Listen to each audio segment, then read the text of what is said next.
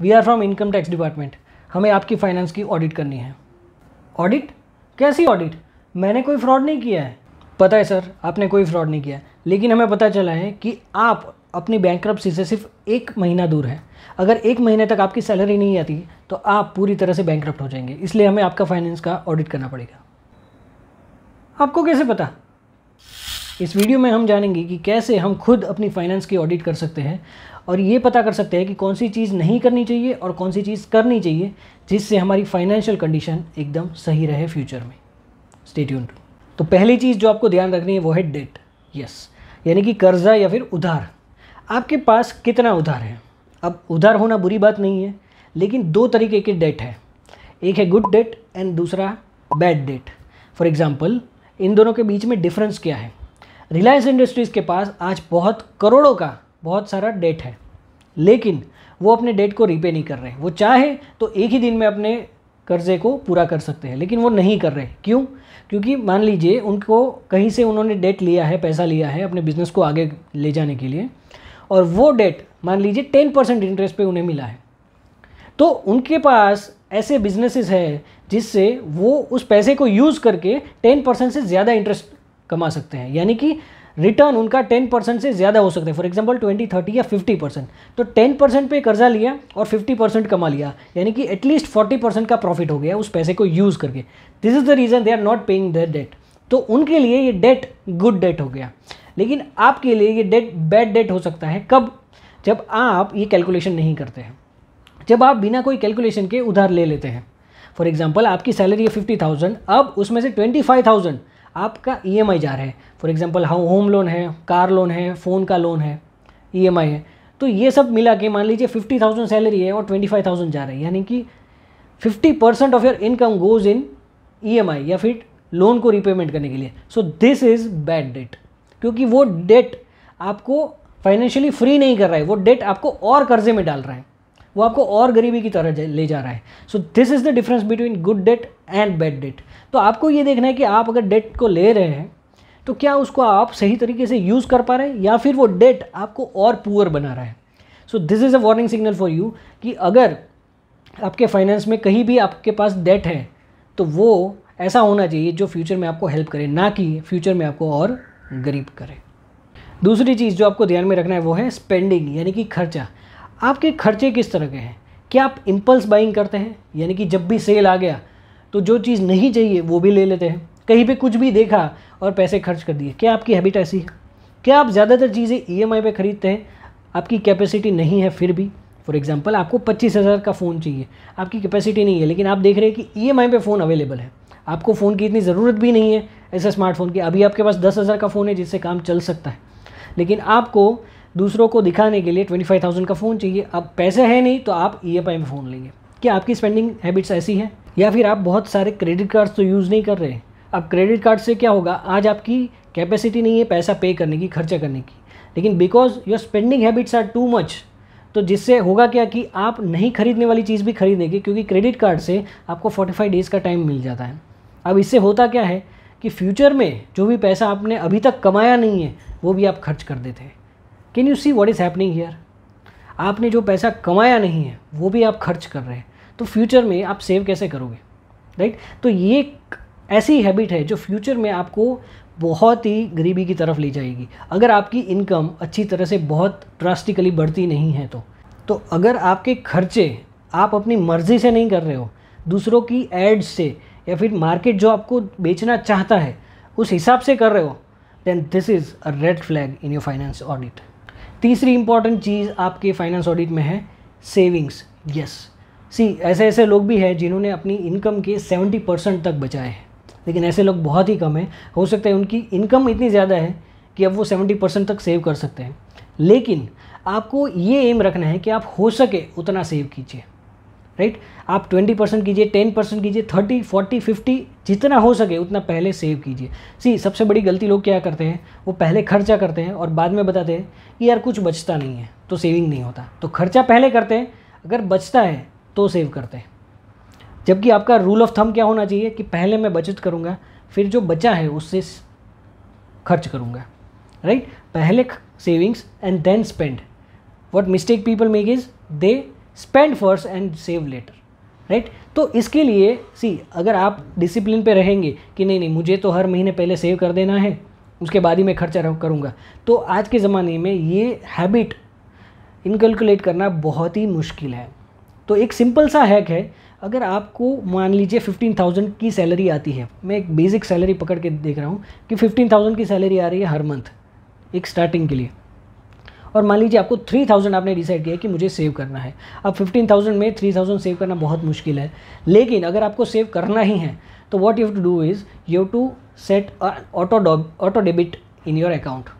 आप चाहे stock market में इन्वेस्ट कर रहे हो, आप चाहे म्यूचुअल फंड में कर रहे हो, आप चाहे रिकरिंग डिपॉजिट कर रहे हो, कुछ भी कर रहे हो, आप अपने बैंक अकाउंट में ऑटो डेबिट डाल दीजिए किसी पर्टिकुलर डेट के, लेकिन कि इस डेट पे 3,000 रुपीज़ डिडक्ट हो जाएंगे। अब होगा क्या, मान लीजिए 3rd को आपकी इनकम सैलरी आती है, तो 5th डेट को फिक्स कर दीजिए कि 3,000 कट हो जाएंगे। अब इससे होगा क्या, जैसे ही आपकी सैलरी आएगी 1-2 दिन में वो 3,000 ऑटोमेटिकली कट हो जाएगा, तो आपके पास बाई डिफ़ॉल्ट सिर्फ 12,000 रुपीज़ है खर्चा करने के, राइट। तो ये एक बहुत ही बढ़िया हैक है, मैंने अपने सारे इन्वेस्टमेंट्स में ऑटो डेबिट कर दिया है। मुझे कहीं पे भी ये विल पावर या दिमाग लगाने की ज़रूरत नहीं है कि अब मैं कितना खर्चा करूँ, अब मैं कितना स्पेंड करूँ। सारे इन्वेस्टमेंट्स ऑटो डेबिट हो जाते हैं, मुझे पता भी नहीं चला। और अब सालों बाद जब मैं उसे देखता हूँ तो मुझे आई एम सरप्राइज्ड कि यार इतना सारा पैसा बचाने में मैंने ज़रा सी भी मेहनत नहीं की, खाली ऑटो डेबिट कर दिया। तो अगर आपको ये रूल अपनी लाइफ में भी इंक्लूड करना है कि आपको सेव पहले करना है और खर्च बाद में करना है, तो आप अपने जितने भी अमाउंट है जो मंथली आप इन्वेस्ट करना चाहते हैं उसे ऑटो डेबिट पे ला दीजिए, and then see how easy it is to save. चौथी चीज़ जो आप अपने फाइनेंस ऑडिट में देख सकते हैं वो है इन्वेस्टमेंट। क्या आप इन्वेस्ट करते हैं? एक बेसिक सा सवाल है। ज़्यादातर लोग अभी भी इन्वेस्ट नहीं करते हैं। उनका जवाब क्या होता है, हाँ मैं इन्वेस्ट करता हूँ। कहाँ पे? LIC में, फिक्स डिपॉजिट में, रिकरिंग डिपॉजिट में। ये चीज़ें आपको इतना रिटर्न नहीं देती है। मैंने कहीं न्यूज़ में पढ़ा था कि ड्रीम 11 में जो अकाउंट यूज़र्स हैं, ड्रीम 11 के जितने अकाउंट्स हैं वो अप्रॉक्स 8 to 9 करोड़ है। अब तो नंबर 10 करोड़ तक पहुंच गया होगा। और जो डीमेट अकाउंट्स है इंडिया में वो उससे भी कम है। इसका सीधा सा मतलब ये है कि ज़्यादातर लोगों को शॉर्ट मनी चाहिए, क्विक मनी चाहिए, फटाफट से पैसे आ जाए, जो डीमेट में नहीं मिलते हैं। स्टॉक मार्केट में जल्दी पैसा ज़रूरी नहीं मिले या ना भी मिले, लेकिन ड्रीम 11 में सबको फटाफट पैसा चाहिए, वहाँ पे भी नहीं मिलता। लेकिन वो ऐड ऐसी डालते हैं कि हमको लगता है कि यस इसमें मुझे पैसा मिल जाएगा। तो जो रियल वे है पैसा इन्वेस्ट करने का, वहाँ पे लोग कम है। जहाँ दिमाग लगाना है वहाँ पे लोग कम है, और जहाँ से फटाफट बिना दिमाग लगाए पैसा आ जाए वहाँ पे लोग ज़्यादा हैं।